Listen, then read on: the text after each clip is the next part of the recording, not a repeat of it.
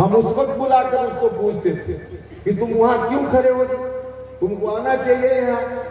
तो सब चाह कर कहता था कि सर हम आने में मुझको हिचक होती है, और आवे तो कैसे आवे, आपके अगल बगल में जितनी कुर्सी है सब कुर्सी पर लोग बैठे हुए हैं, तो हम कैसे आवे।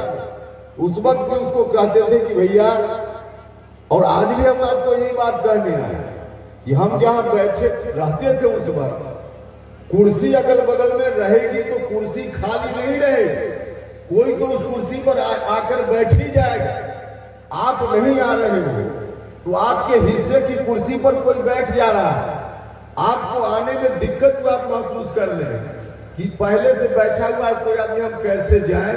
अरे पहले से जो बैठे हुए लोग हैं, जितने लोग बैठे हुए हैं, संभव है कि 10 कुर्सी लगी है तो 10 कुर्सी पर उनका अधिकार नहीं है, उसमें से कुछ कुर्सी पर आपका अधिकार है, लेकिन आप पीछे खड़े रह जाइएगा तो जिनका अधिकार उस पर नहीं है वही लोग आकर बैठ जाएंगे और बैठ रहे हैं। आप आइए तो सही, आप आइएगा तो 10 जो पहले से बैठे हुए हैं उसमें से कुछ लोग जो अधिकार से ज्यादा बैठ गए हैं उनको हम हटाएंगे और आपको बैठाने का काम हम करेंगे। लेकिन आप आइएगा तभी तो, और आप आइएगा नहीं तो कोई तो बैठेगा। हम आज भी हम आपसे कह रहे हैं, हम यह नहीं करें कि जो लोग 10 लोग पहले से बैठे हुए रहते हैं उनका अधिकार नहीं है, ऐसा भी नहीं, उनका भी अधिकार है, लेकिन उनका अधिकार 10 में 10 का नहीं है ना। उनका अधिकार कुछ कुर्सी पर है तो जहां उनका अधिकार है वहां वो बैठेंगे, लेकिन जहां आपका अधिकार है आप आइए, बेहिचक आइए, जितना आपका अधिकार बनता है उपेंद्र कुशवाहा जरूरत पड़ने पर जो बिना अधिकार के कुछ एक्स्ट्रा लोग बैठ जाते हैं उनको उठा देगा और आपको बैठाने का काम करेगा। तो यह बात उस वक्त भी हम महसूस करते थे और पुराने अनुभव के आधार पर हम आज आपसे कहने आए। देखिए इस बार भी बड़ा मौका आने वाला है। जिस तरह से 2014 में आप सब लोगों ने आशीर्वाद दिया और हमारी पार्टी भारत सरकार में हिस्सेदार बन गई। 2014 में सिर्फ उपेंद्र कुशवाहा एमपी नहीं बना था, आप सब लोग की कृपा से भारत सरकार में हमारी पार्टी हिस्सेदार बन गई थी। और इस बार भी एनडीए गठबंधन का हिस्सा हमारी पार्टी बन गई। हमारी पार्टी एनडीए गठबंधन में शामिल हो गई है। और दिल्ली में जिस तरह से 2014 में पिछड़ा समाज का कोई बेटा भारत के प्रधानमंत्री पद की कुर्सी पर पहली बार बैठा था, इस बार भी तय है, चाहे कुछ भी हो जाए, लेकिन भारत के प्रधानमंत्री पद की कुर्सी पर 2024 में भी पिछड़ा समाज का वही बेटा जो 2014 में बैठा था, नरेंद्र मोदी जी फिर से एक बार भारत के प्रधानमंत्री पद की कुर्सी पर बैठे। तो यह तय है, वहां सरकार बनेगी, एनडीए गठबंधन की सरकार बनेगी। और उस गठबंधन में जब हमारी पार्टी को आप लोग आशीर्वाद दीजिएगा तो 2014 की तरह फिर इस बार भी हमारी पार्टी भारत सरकार में हिस्सेदार बनेगी, निश्चित रूप से हिस्सेदार बनेगी। तो पार्टी हिस्सेदार बन जाती है, लेकिन समय पर आप उसका लाभ नहीं ले पाते। हम आगाह करने आए हैं, इस बार पीछे मत रहिएगा। वोट देने में तो सबसे आगे आप लोग रहते हैं, वोट देने में इतना आगे रहते हैं कि आपके घर में अगर 8 लोग हैं वोट डालने वाले, 10 लोग अगर वोट डालने वाले हैं तो 10 में 10 जाकर वोट गिरा देते हैं। आपके घर की महिलाएं यहाँ बैठी हुई हैं, इनको धूप की चिंता नहीं होती, पानी में भीग करके भी वोट गिराने चली जाती है। तो आपके घर में अगर 10 वोट है तो 10 में से 10 वोट गिर जाता है।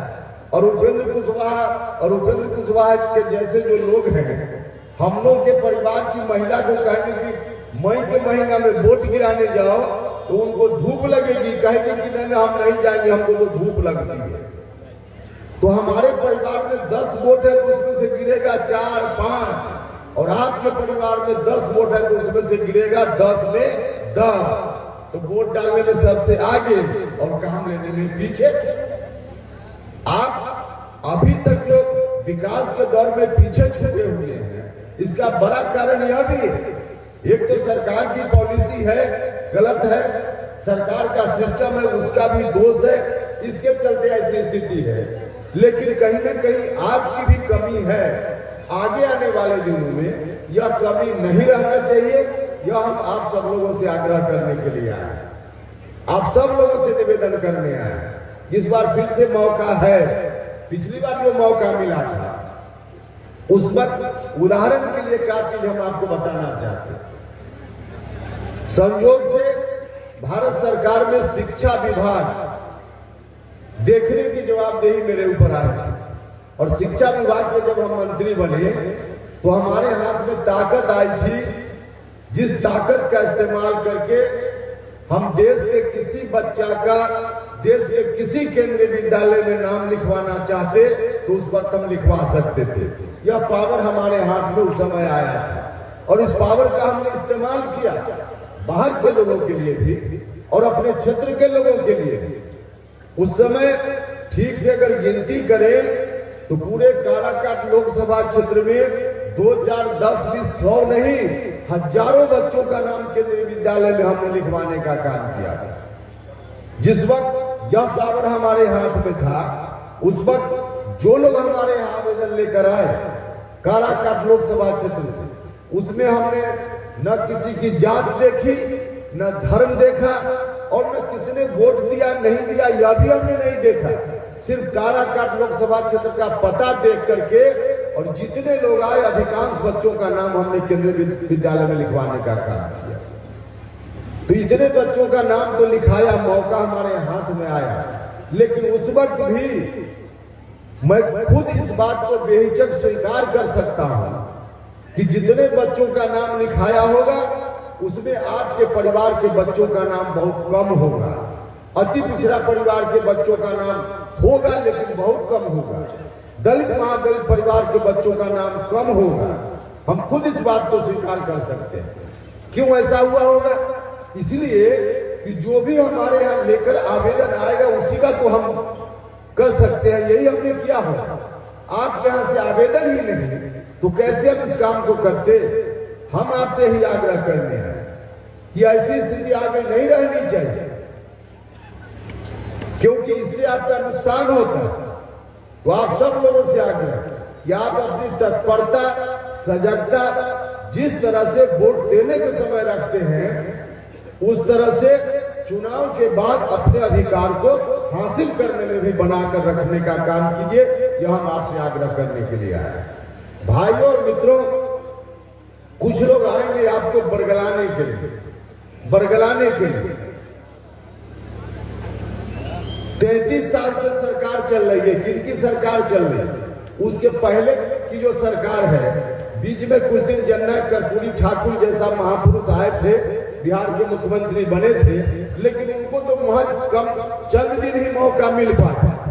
उतने कम दिनों में बहुत कुछ उन्होंने किया, लेकिन बाकी जो कांग्रेस का शासन रहा और उसके बाद 15 साल लालू जी, अब अभी लगातार 18 साल से नीतीश कुमार, इन लोगों के हाथ में जो शासन रहा, इन लोगों ने क्या कुछ किया?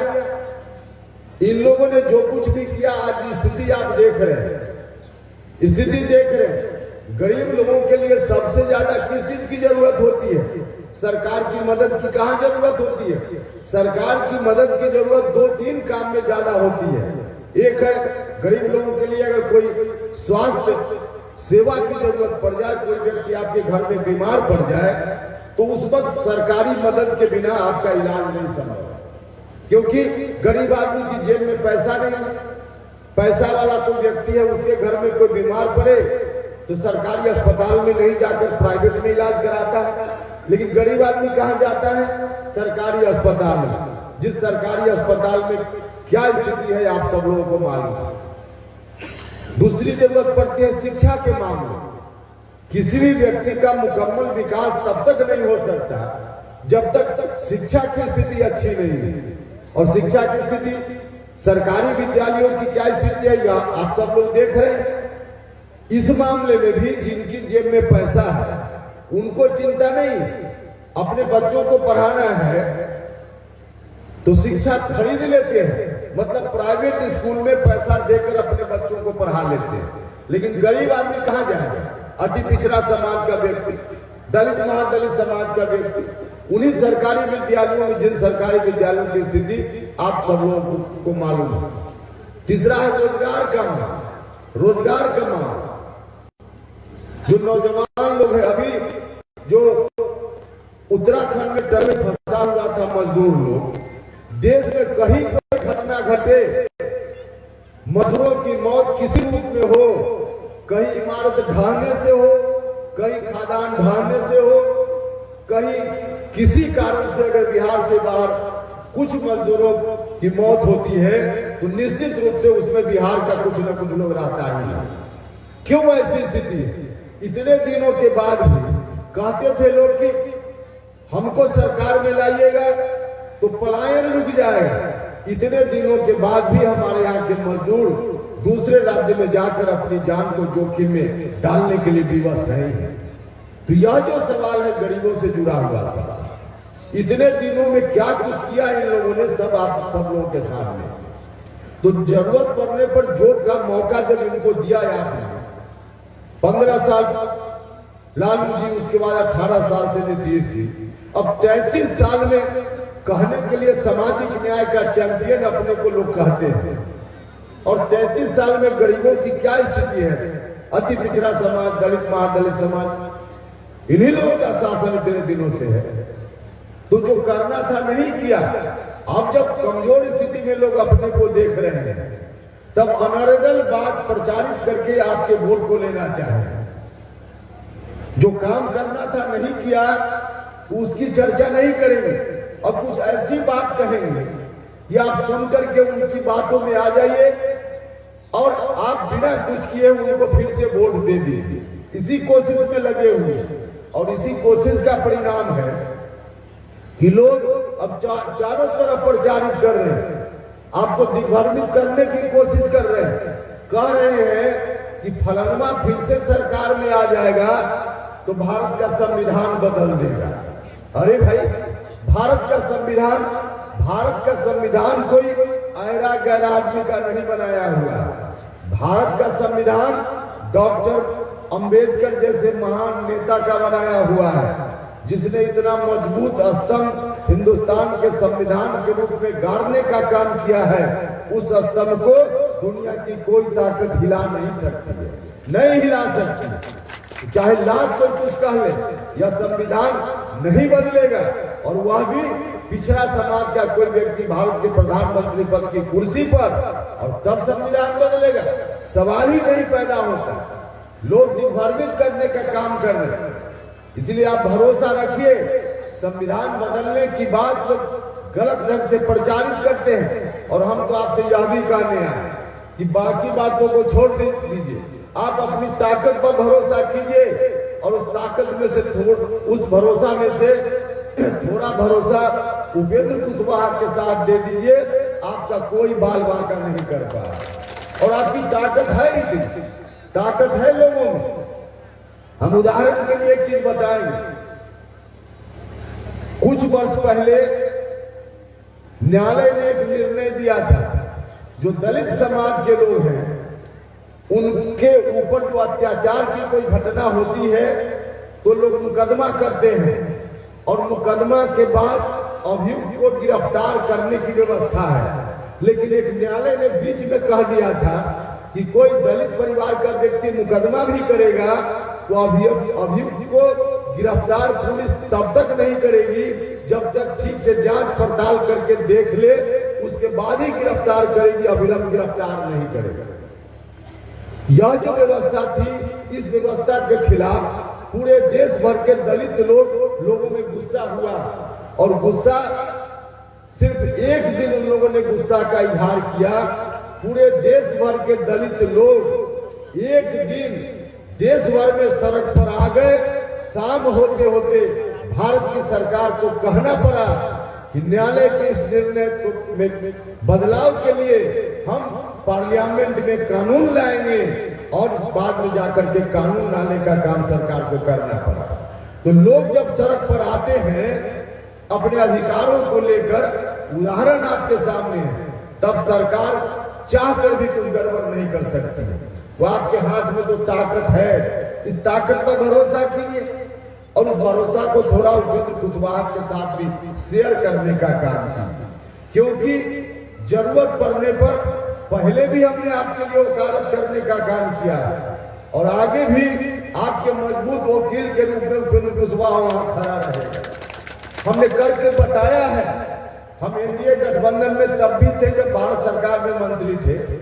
मंत्री रहते हुए साथ ही यहां भी चर्चा कर रहे थे पूर्व के वक्ता, न्यायपालिका में खासकर सुप्रीम कोर्ट और हाई कोर्ट में जज की जो बहाली की प्रक्रिया है, जो व्यवस्था है, इस व्यवस्था के तहत आज भी आपका बच्चा, कोई गरीब घर का बच्चा, दलित महादलित परिवार का, पिछड़ा अति पिछड़ा परिवार का और यहाँ तक सवर्ण जात का भी कोई गरीब परिवार का बच्चा पढ़ने में चाहे जितना भी तेज हो, अगर वह चाहे कि हम सुप्रीम कोर्ट और हाई कोर्ट में जज बन जाए तो उनके लिए जज बनने का दरवाजा बंद है, नहीं बन सकता। वहां सिर्फ 250-300 परिवार के लोग ही अभी तक अधिकांश तक जज बनते हैं। दलित परिवार का कोई नहीं मिलेगा वहां जज, एकाध कभी। अति पिछड़ा परिवार का जज नहीं मिलेगा, एकाध कभी बनता है। क्यों ऐसी स्थिति है? ऐसी स्थिति इसलिए है कि जो लोग पहले से जज बने हुए हैं उन्हीं के हाथ में ताकत है कि बाद में कोई जगह खाली हो तो उस पर जज वही लोग अपनी कलम से बनाते हैं और जज जब अपनी कलम से वही बनाते हैं तो अपने बाल बच्चों को बनाएंगे, अपने सगे संबंधी को बनाएंगे, ये आपको बनाने का काम करेंगे, नहीं बनाने का काम करेंगे। इसलिए नहीं बन रहा है और यह जो स्थिति है, इस स्थिति के रहते हुए गरीबों को ठीक से न्याय मिल जाए यह संभव नहीं है। अति पिछड़ा लोगों को ठीक से न्याय मिल जाए, नीचे के कोर्ट में मिल भी सकता है, लेकिन हाई कोर्ट और सुप्रीम कोर्ट जाते जाते न्याय आपको ठीक से नहीं मिलता। इस स्थिति में बदलाव होना चाहिए और इस स्थिति में बदलाव के लिए हम यह नहीं कर रहे कि जो अयोग्य है, किसी खास जात का है, इस कारण से उसको जज बना दीजिए। हम बिल्कुल ऐसा नहीं करते। हम उसमें सुधार की मांग करते रहे और यह मांग हम तब भी करते थे जब भारत सरकार में हम मंत्री थे और आज भी हम यह मांग दोहराते रहते हैं। यह मांग हम आज भी करते हैं कि जिस तरह से डीएम एसपी की बहाली के लिए खुली प्रतियोगिता परीक्षा है, विज्ञापन निकलता है, किसी जात का, किसी धर्म का बच्चा हो जो उस योग्य होता है, पात्र होता है, आवेदन करता है, परीक्षा में बैठता है, पास होता है, प्रतियोगिता परीक्षा में जो पास होता है, किसी जात का हो, किसी धर्म का हो, एसपी कलेक्टर बन जाता है। ठीक वही व्यवस्था सुप्रीम कोर्ट और हाई कोर्ट में जज की बहाली के लिए भी होनी चाहिए। खुली प्रतियोगिता हो जाए, किसी भी परिवार का कोई बच्चा उसमें बैठेगा, जिस परिवार का अति पिछड़ा समाज का हो, पिछड़ा दलित किसी जात धर्म का हो, जो पास करेगा वह जज बन जाएगा। हम तो यह मांग करते हैं, यह मांग करते हैं और यह मांग हम आज नहीं कर रहे, हम उस वक्त भी करने का काम करते थे। पार्लियामेंट में हम उस वक्त भी बोलते थे, तो एनडीए में रहते हुए भी हमने करके दिखाया है कि उपेंद्र कुशवाहा जिस विचारधारा के साथ राजनीति करता है, उस विचारधारा को न सिर्फ संघर्ष के समय ध्यान में रखता है, बल्कि सत्ता में जाने के बाद भी उपेंद्र कुशवाहा ने कभी विचारधारा से समझौता नहीं किया है। हमने कभी विचारधारा से समझौता नहीं किया है। हम गठबंधन में किसी पार्टी के साथ हो सकते हैं, गठबंधन की अलग अलग पार्टियों की विचारधारा अलग अलग होती है, हमारी अपनी विचारधारा है और हमारी विचारधारा डॉक्टर अंबेडकर, जननायक कर्पूरी ठाकुर जैसे लोगों की जो विचारधारा थी, उसी विरासत को हम आगे बढ़ाने का काम कर रहे हैं। वह जो विचारधारा है, उस विचारधारा के साथ हमने मौका मिलने पर तब भी हमने कभी समझौता नहीं किया और आगे आजीवन हम उस विचारधारा के साथ समझौता नहीं कर सकते। तो इस विचारधारा पर हम लोग चलने वाले लोग हैं, इसलिए आपसे आग्रह करने आया है कि आपके अंदर जो ताकत है, अपने ऊपर भरोसा कीजिए और उस भरोसा में से थोड़ी ताकत उपेंद्र कुशवाहा को दीजिए। अगर वास्तव में कुछ गड़बड़ी कल्पना ही सही कुछ गड़बड़ी की गुंजाइश दिखेगी तो उपेंद्र कुशवाहा खुट्टा गाड़ कर आपको वकील के रूप में वहां रहेगा, तब आप